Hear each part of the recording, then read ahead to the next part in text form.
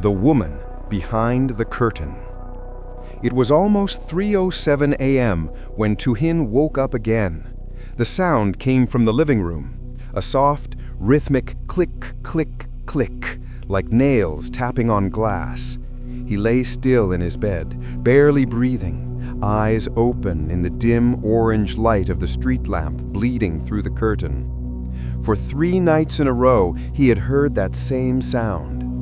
At first, he thought it was just the wind tapping the window. But last night, he had turned off the ceiling fan, locked every window, and it still came, exactly at 3:07 a.m. He lived alone, a quiet one-bedroom apartment on the edge of town, near a patch of old trees that locals said used to be a cemetery. He didn't believe in ghosts, not really, but lately he had begun to doubt himself. He grabbed his phone, checked the time, and decided to record the sound this time. As soon as he pressed record, the noise stopped. The apartment went dead silent. Heart pounding, he sat up slowly. The moonlight through the curtain looked silver and cold, outlining the edges of his furniture in soft blue-gray shadows. He waited. Nothing. Then the curtain moved, just slightly, as if something had brushed against it from the other side. Tuhin froze. He could see the faint silhouette of the curtain against the window, and for a split second, a darker shape behind it. He whispered under his breath, "Maybe it's the wind," but he knew it wasn't. He stood up, trying to convince himself it was nothing, and walked toward the window. The floor creaked softly beneath his bare feet. He reached for the curtain. Something moved on the other side, fast. He jerked back instantly, his heart hammering so loud it drowned every other sound. His eyes locked on the fabric, trembling slightly, as if something was breathing right behind it. And then a whisper. "Tuhin." He froze. The voice was female, barely audible, but it was right behind the curtain. He backed away, his breath coming in sharp gasps. He grabbed his phone and turned on the flashlight. The beam hit the curtain, casting strange shadows on the wall. Slowly, he reached out and yanked it open. Nothing. No one. The window was locked, just as he had left it. The glass, however, had handprints. Faint, foggy ones. Small, slender, almost like a woman's. He took a shaky breath and backed away. Maybe condensation, he thought. Maybe he was half asleep. Maybe. Then, his phone buzzed. A notification. He looked down. The voice recorder app had stopped recording automatically after 30 seconds, but there was a new audio file saved.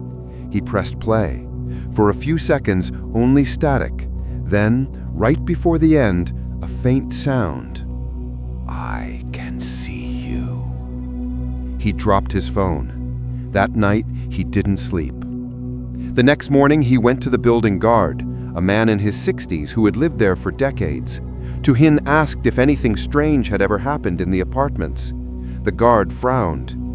"You live in flat 3B, right?" Tuhin nodded.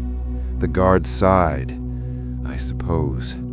There used to be a lady there, lived alone. Used to stand by that same window every night, waiting for her husband, who never came home. They found her dead one morning. She'd been standing behind that curtain all night, like she was still waiting." Tuhin didn't respond. He just walked back upstairs, sunlight burning through the window. That night, he slept with the lights on. But at 3:07 a.m., his phone vibrated on the bedside table. A new audio file had been recorded automatically, even though he hadn't opened the app. Its name was Behind the Curtain 3.wave. Story 2. The 911 call that shouldn't exist. I used to work the night shift at a 911 dispatch center in 2018. We handled everything from domestic calls to serious emergencies. But there was one call, one I can't forget, that still wakes me up at night. It was around 2:40 a.m. Quiet, except for the hum of fluorescent lights and the occasional coffee sip. The line rang, a normal tone, but something about it made the hairs on my neck stand up. 911, what's your emergency? I said automatically. A faint voice replied. Female, shaky, almost whispering. Please, someone's in my house. I straightened up. Ma'am, what's your address? No answer, just quiet breathing. Ma'am, I need your address to send officers.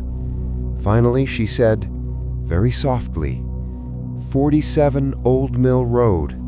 I typed it in, a house in a rural area outside the city, no nearby neighbors. Can you tell me your name? Lila. Okay, Lila, can you describe what's happening? She paused, whispering, he's been standing at the end of the hallway for an hour, just staring. I frowned. Is the door locked? It's my house. There's no lock in the hallway. Do you know who it is? No, but I can hear him breathing. I signaled my supervisor and dispatched 2 units. Lila, stay on the line with me, okay? Can you see him right now? No, he moved. Her voice cracked. He's in my daughter's room. Something about that sentence made my blood run cold. Is your daughter with you? She died 2 years ago. The line went quiet.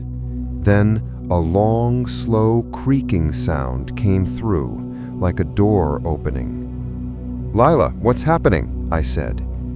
Footsteps, heavy, slow, approaching. He's coming, she whispered.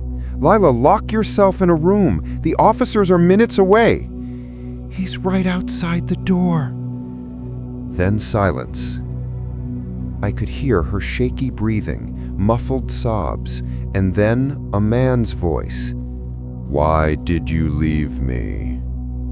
The line went dead. The units arrived 12 minutes later. They found the house completely dark. The front door was locked from the inside. No signs of struggle, no footprints. Just one thing, the phone still off the hook, and a child's bedroom filled with dust and old toys. But no one was there. No Lila, no intruder, no sign of life. When I played back the call recording, something was wrong. The timestamps didn't make sense. The call started at 2:40 a.m., but the metadata showed it was recorded on June 17, 2016, 2 years before that night. I checked the records. A woman named Lila Carter had lived at 47 Old Mill Road until she was found murdered in her home in June 2016, along with her 7-year-old daughter. Both had been killed by her ex-husband. He hung himself in the hallway. And the worst part?